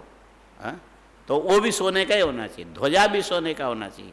माने इस ढंग से सारे पात्र सोने के होने चाहिए। और ब्राह्मणों को इतनी सुवर्ण तुमको प्रतिदिन दक्षिणा में देना पड़ेगा। और घी कितना चाहिए? हाथी के सूंड के माप का, और पूरा 24 घंटे चलेगा, ये कभी बंद नहीं होगा। और उसमें इतनी घी की व्यवस्था करो, और हम ब्राह्मणों की व्यवस्था करेंगे। तब बोले ये सब काम हुआ तो अग्निदेव कहने लगे 1 साल तक इतनी घी को पचाते पचाते पचाते वहाँ तो मैं मंद नहीं पड़ा, लेकिन जब वो यज्ञ पूरा हुआ तो मेरे पेट में मंद आ गया। भगवान ने कहा फिर क्या चाहते हो? बोले औषधि से ठीक हो जाएगा। हाँ, औषधि से पेट के अंदर की मंदता ठीक होती है। हाँ, ऐसे औषधियों का प्रयोग चाणक्य ने भी लिखा है। अथर्ववेद के भी एक प्रकरण में बहुत से औषधियों का नाम है। हाँ, औषधि है, जड़ी है, बूटी है। ये जो बोलते हो ना कोरोना वगैरह वायरस, इसका भी प्रयोग अथर्ववेद में भी है और चाणक्य ने भी किया है। और इस ढंग का प्रयोग अब आप लोग कहाँ पढ़ने जाओगे, फुर्सत तो है ही नहीं, ढंग से पढ़ोगे भी नहीं, देखोगे भी नहीं, मोबाइल से फुर्सत नहीं मिलेगा। आकाश भैरव कल्प में जा करके देखोगे तो हर प्रकार की जड़ी बूटी का नाम लेकर के बताया, ये योग ऐसा, ये इसमें ये मंत्र के ऐसे प्रयोग करने से ये फल होता है। पुराण में भी महाराज अल्प है, बहुत ज़्यादा नहीं है इसमें। अतिरिक्त जो है इसमें आप देखोगे तो बहुत पाओगे जड़ी बूटी का।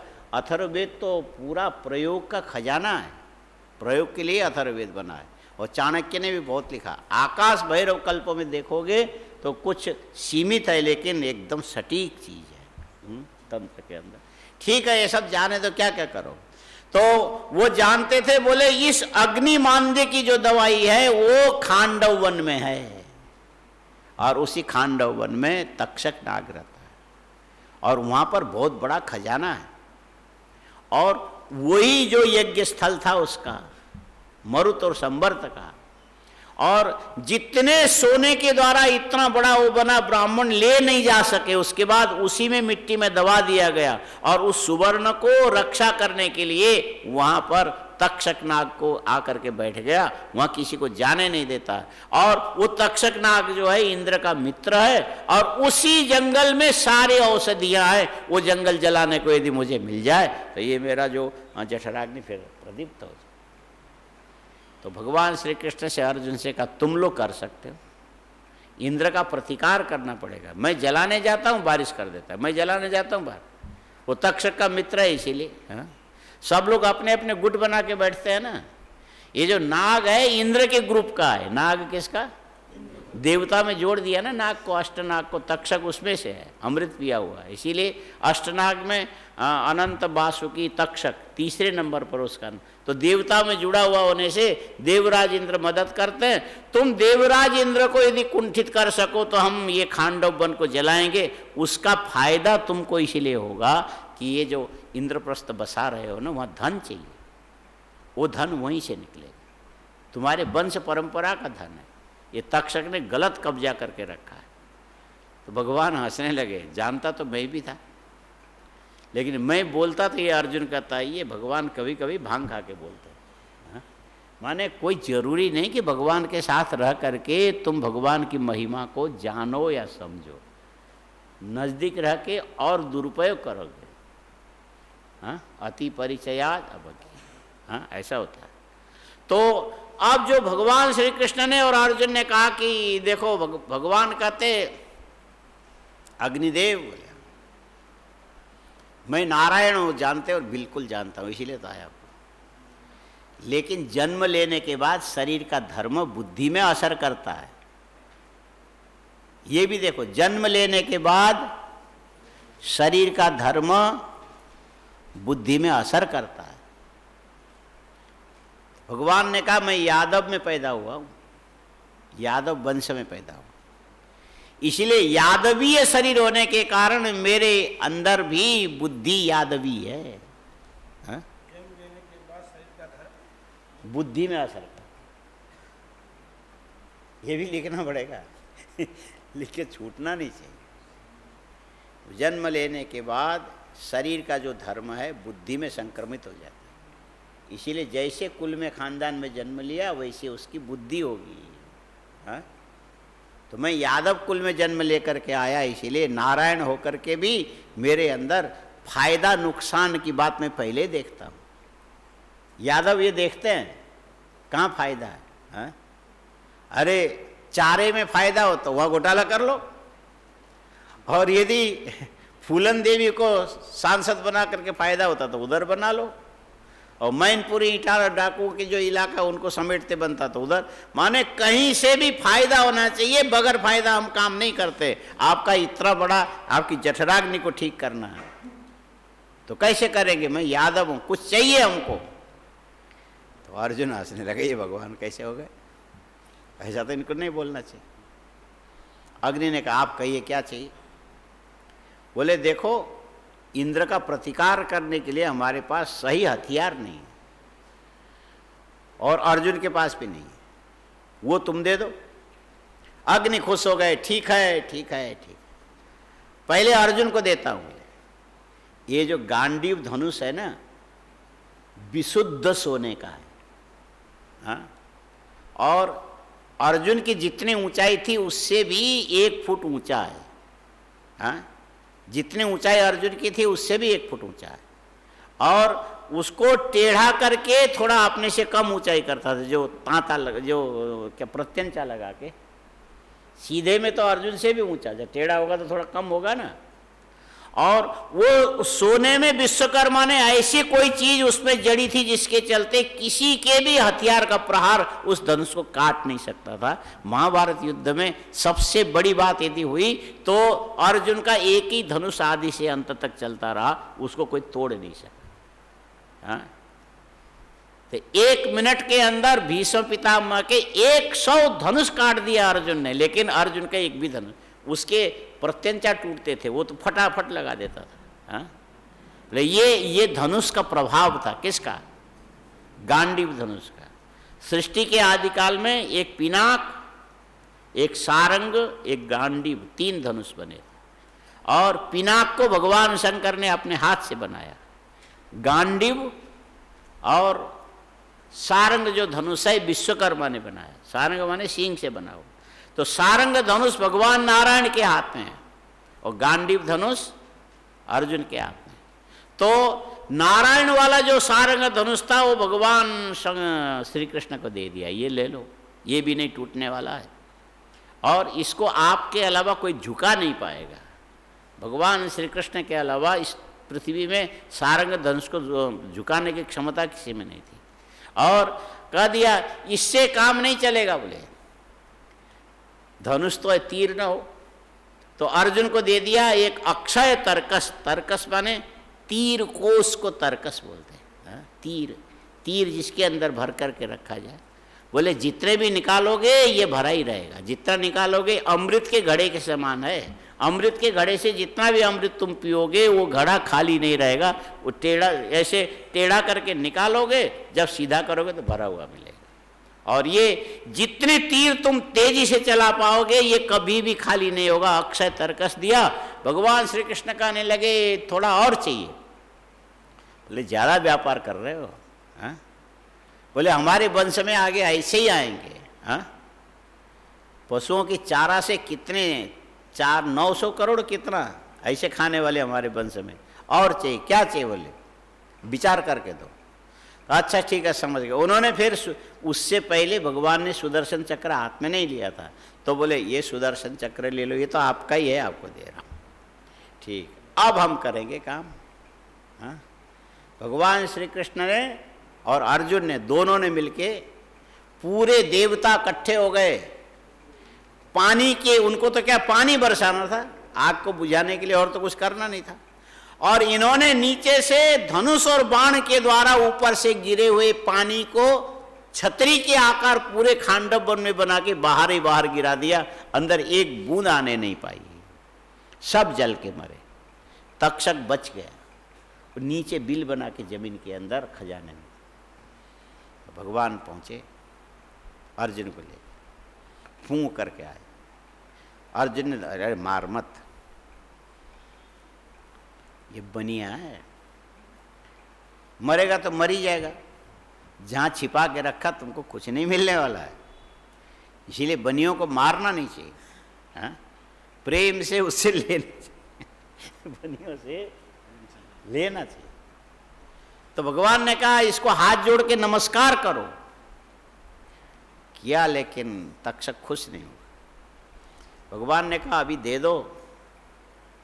यूं यूं करने लगा, मैं तेरी भाषा समझता हूँ, अभी दे दो, यदि नहीं चुकाया दिवालिया हो गया तो तू वसूल लेना किसी भी तरीके से। हाँ ठीक है।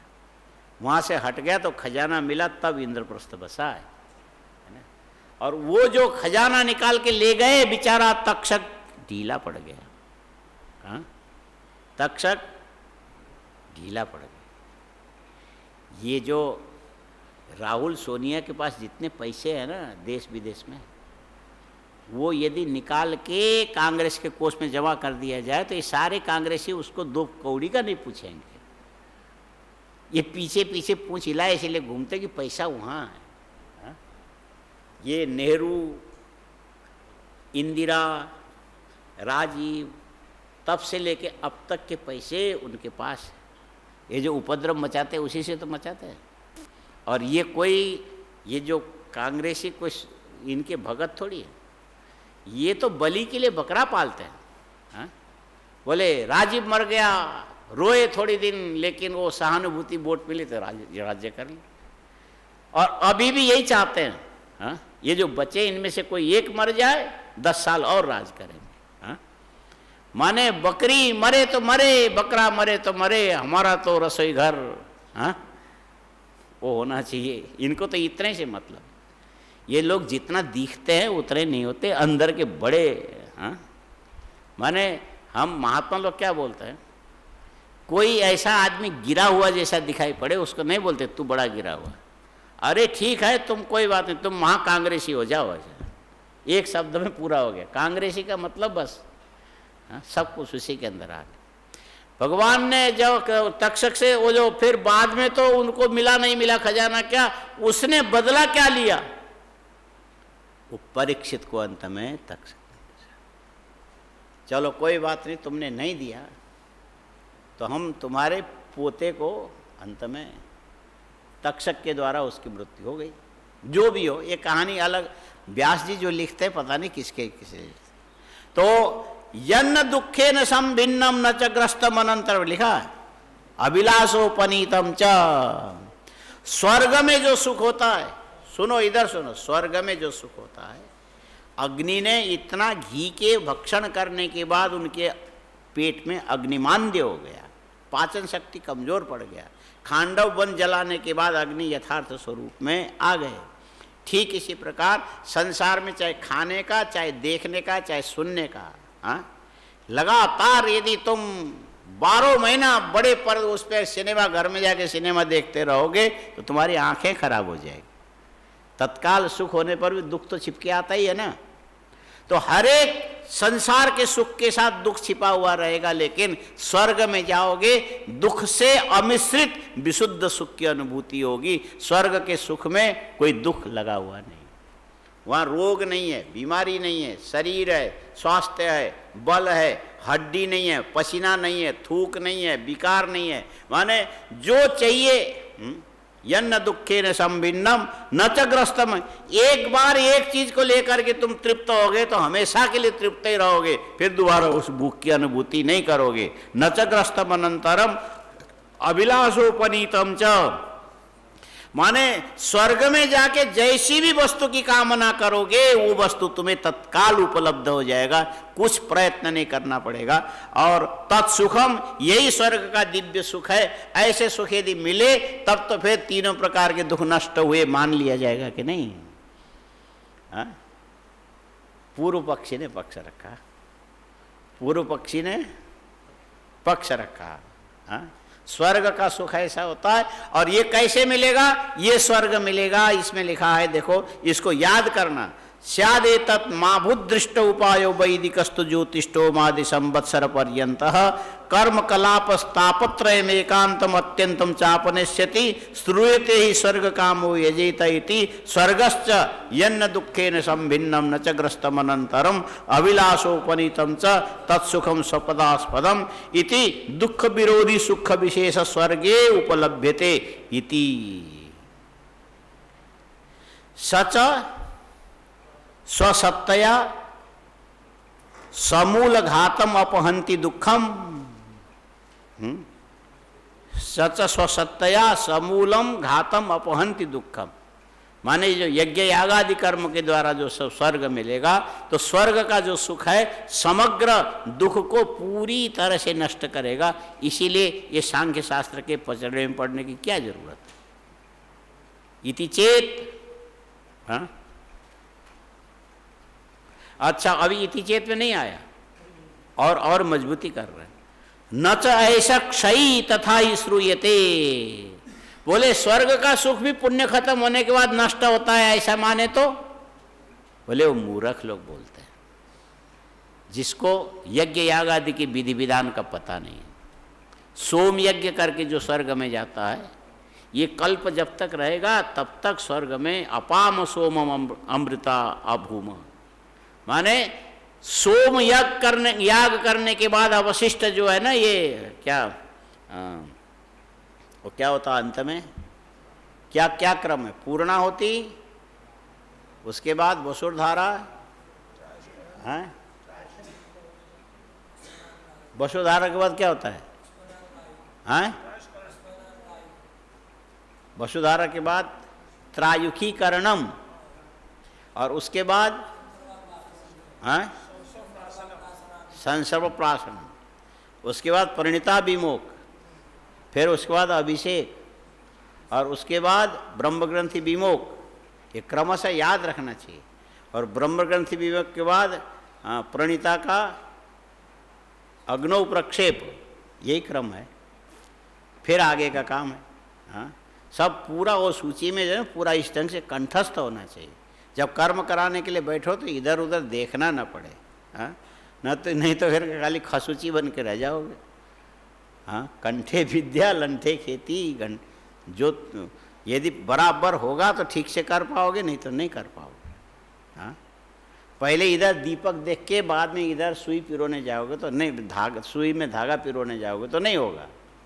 एक चीज़ पहले तैयार होना चाहिए, दूसरे में कमजोरी हो तो वहाँ देखा जा सकता है, और कम तैयारी से कोई काम होता नहीं है। ठीक है। अच्छा, न च ऐसा क्षय तथा श्रूयते अपामसो मम अमृता बभूमयति। बोले ये स्वर्ग के सुख को क्षय माने नष्ट होने वाला मानो तो? बोले नहीं, ऐसा भी नहीं, क्योंकि सोमयाग करने वाला सोमयाजी, उसका जो पुण्य है अक्षय होता है। अक्षयम हवई पुण्यम भवति चातुर्मास्य सोम, चातुर्मास्य भी उसी में आता, सोमयाजिनो फलम। जब अक्षय होगा तो दुख निवृत्ति हो गया। तत् प्रक्षय कुतो अस्य अमृतत्व संभव। तत्प्रक्षय कुतो अस्य, ये क्या? इति श्रूयते अपा तत्प्रक्षय, धूर्ति जरा हिंसा अमृत मरते से थे। अच्छा, हाँ, अमृतत्व कुतो अस्य अमृतत्व, मतलब है कि यज्ञ जो करते हैं ना, सोमयाग हो चाहे कोई भी, वहाँ पशु की बलि तो देनी पड़ेगी ना। तो किसी की हिंसा करके तुम स्वर्ग में जा करके अक्षय सुख की प्राप्ति कैसे करोगे? इसको एक बार और देखना पड़ेगा। आज इतने ही रहने दो, हो गए, हाँ, काफ़ी हो। पर बाकी जो यहाँ तक ये अमृतत्व अस्य अमृतत्व संभव, तत्प्रक्षय कुतो अस्य अमृतत्व संभव, तस्मात् वैदिकस्य उपायस्य तापत्रय प्रतिकार हेतोर मुहूर्त याम अहोरात्र मास संवत्सरादि निर्वर्तनीयस्य अनेक जन्म परंपराया संपादनीयाद विवेक ज्ञानात् ईशत्करत्वात् पुनरपि व्यर्था जिज्ञासा इत्याशंका। माने कई जन्मों तक प्रयत्न करके ये जो सांख्य तत्व का ज्ञान होता, उसके बाद मिलने वाली मुक्ति से ये यज्ञ यागादि ठीक है, स्वर्ग में जाकर आनंद करेंगे। तो ये आनंद फिर कल करना, आज हो गया। कई बार तो तुम लोग इधर उधर घड़ी देख चुके हो। हाँ, हमको भी पता तो लगता है कि मर मर के सुन रहे हो, कोई बात नहीं, लेकिन मर के भी सुनने को नहीं मिलेगा, इतना भी याद रख लो। धीरे धीरे बीज नाश होने जा रहा है। हाँ? शास्त्र प्रक्रिया के अंतर मर्म को जानने की प्रक्रिया धीरे धीरे धीरे लुप्त होती जा रही है। यदि मर मर के भी सुनो तो भी तुम्हारे जीवन के लिए ठीक है। हाँ? ये परंपरा खत्म होती जा रही है। हाँ? कहीं चल नहीं रहा है। हाँ? पूरे देश में क्या, दुनिया में नहीं चल रहा है, कहीं भी नहीं चल रहा है। ये तो मुफ्त में मिल रहा है, इसलिए तुम सोचते हो कि ये कब कोरोना और ये लॉकडाउन खुले और बाबा जी जाए और हम मस्त हो जाए, तुम ऐसा सोचते। लेकिन याद रखना, और जगह खोज लो, शायद थे पुराने, लेकिन वो गए अब। तो अभी मामला नया तैयार नहीं हुआ है। तुम लोग यदि संस्कार पड़े तो हो भी सकता। चलो आज रहने दो। ओम पूर्णमदः पूर्णमिदं पूर्णात् पूर्णमुदच्यते पूर्णस्य पूर्णमादाय पूर्णमेवावशिष्यते। ओम शांति शांति शंकरं